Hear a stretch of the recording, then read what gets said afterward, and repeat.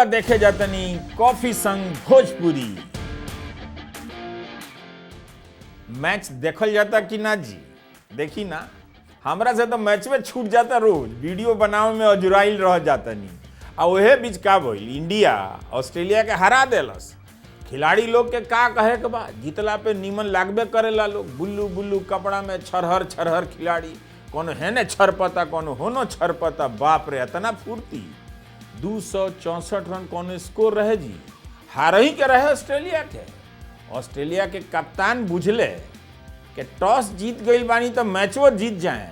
ई क्रिकेट हो, जबले गेना फेंकाता तबले बेना डोलावत रहे के बाद धुकधुकी मचल रहेला कि जितनी की हरनी आ गिल आउट हो गई तो ऑस्ट्रेलिया बुझलस कि जीत गईनी मैचवा। हमरो लागल कि हरनी सन का तो के इतना टेंशन ली, मैचवा छोड़ के चल गईनी मछली तारे। आ वही में हल्ला उठल बेजोड़। जनली जी, कनवा लगैनी तो बुझा गई कि मैचवा गड़बड़ा गई बा। रोहित शर्मा आवते चल गई।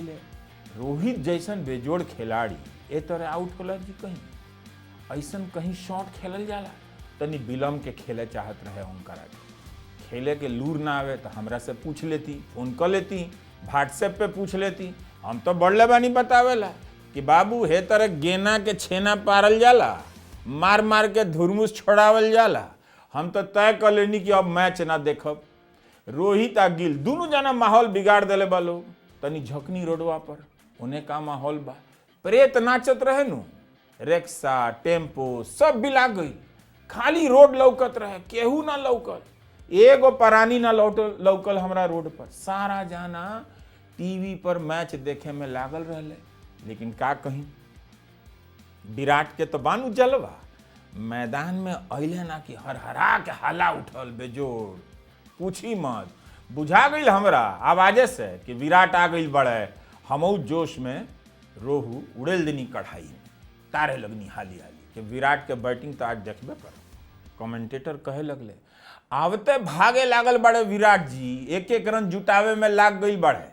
बिजली खानी नु भागत है। बुझाइल के मैदान में केहू के हिरीन खोला गई बा। हिरीन खानी नु छरपत रहले विराट। बाप रे बाप, पूछी मत। लगले दौड़ावे ऑस्ट्रेलिया पिच पर। जानता नहीं, हम तो मछली तारत रहनी, लेकिन सुनत रहनी सब। अंदाजे से नु मिला लेनी कि काका होता। मसाला तो पहले ही पीस लेले रहनी, सरसों धनिया लहसुन अदरक लोढ़ा से कुछ कुछ के बराबर वही खानी मसाला बनौले रहे विराट। सब तैयार हमार। विराट लगले दौड़े दौड़ावे। दुबई में लागल इंडिया के रन बने, आ डेरा पर लागल मछली तरह। उन्ने चौका, एने कढ़ाई में छौका। आहा, अनुष्का के हंसी तो छूटे लागल। उनकर अगरैला के का कहे के बा, लेकिन बाड़ी बड़ी नीमन जाए दी। विराट तो खूब छक्का छोड़ौले ऑस्ट्रेलिया के वो दिन।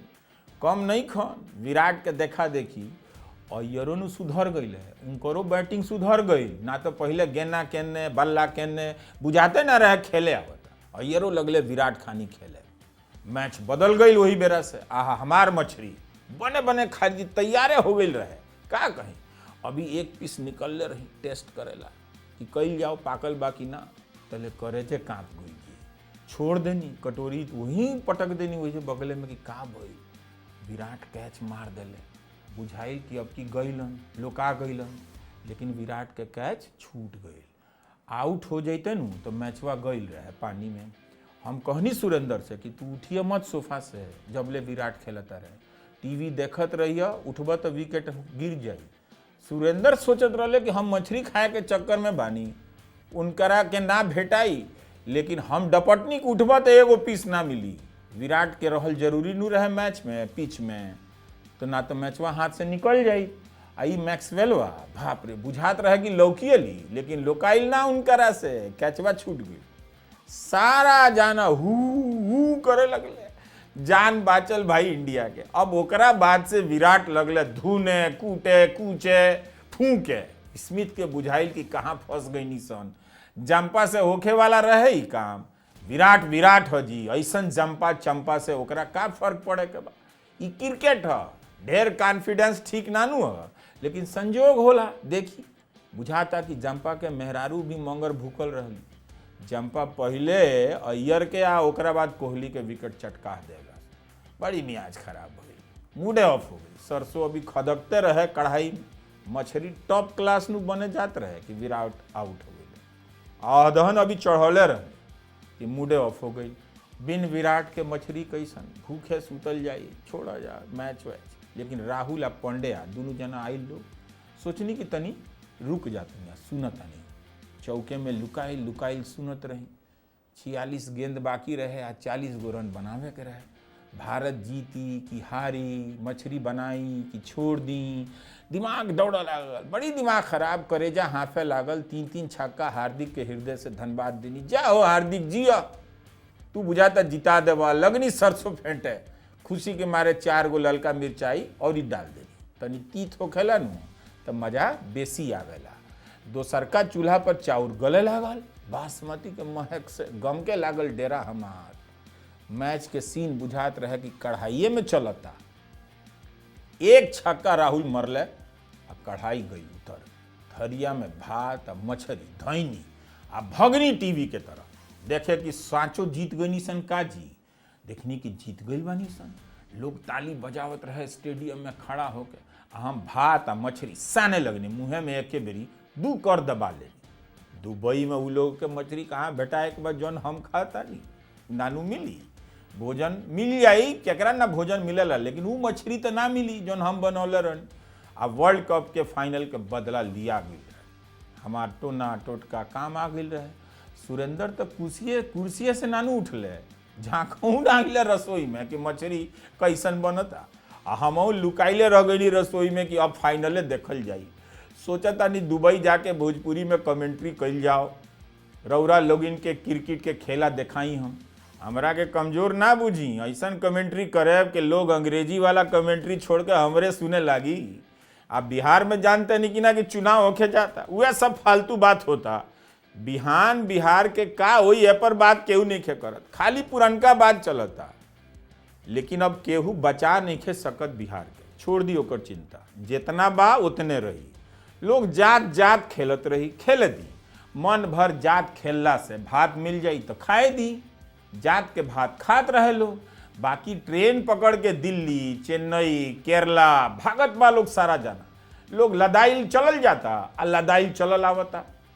बिहार के कुछ चाही ना जी, बस हर गांव में देखिए हमारे को बात विचार भइल बा, हर गांव में एगो रेलवे स्टेशन बना देवे के बा, ताकि लोग दुआरा से निकलो आ गाड़ी पर चढ़ जाओ आ भागल चलल जाओ चेन्नई ले, केरला ले। पहले लोग बम्बई जात रहे, अब केरल तक जाता। बिहार में पढ़ाई लिखाई कौनो गत के बाजी बा, कौन बात के नेता लोग कूदता। लॉ एंड ऑर्डर बात जरूरी, लॉ एंड ऑर्डर हमू बुझता नहीं, लेकिन खाली लॉ एंड ऑर्डर से हो जाई। 20-22 बरस से एक के बतिया सुनता नहीं। ए जी लॉ एंड ऑर्डर के फायदा ना बताई, काहे लोग एडमिशन करावे दिल्ली कोटा भागल जाता, पढ़ाई काहे नहीं के होत। कौनो जिला में जाई बिहार में सूते के बेरा मच्छर उठा ले जाता रसन, भभोर भभोर के हालत खराब कर देता रसन, सुतल जाता।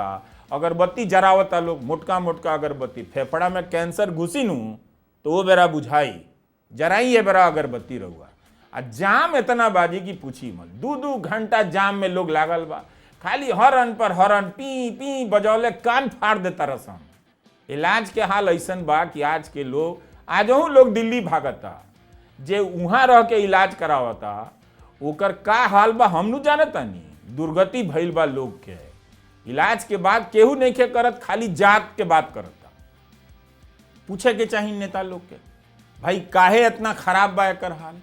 इतने काम भइल का 20 साल में, और ही काम नु बताई, कुछ नया ना होई।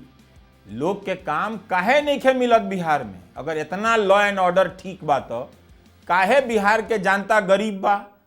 सरकारे के नु सर्वे है बिहार के 26% लोग गरीब बा। 6,000 रुपया महीना नहीं के मिलत लोगों के, 6,000 रुपया नहीं के जुड़त। 94 लाख परिवार बाड़े लोग बिहार में, एक महीना में 6,000 रुपया लोग नहीं के कमा पावत। इतना गरीबी बा, ए पर बात कल जा हुजूर, बात करी ना तो सब धान बिला जाई।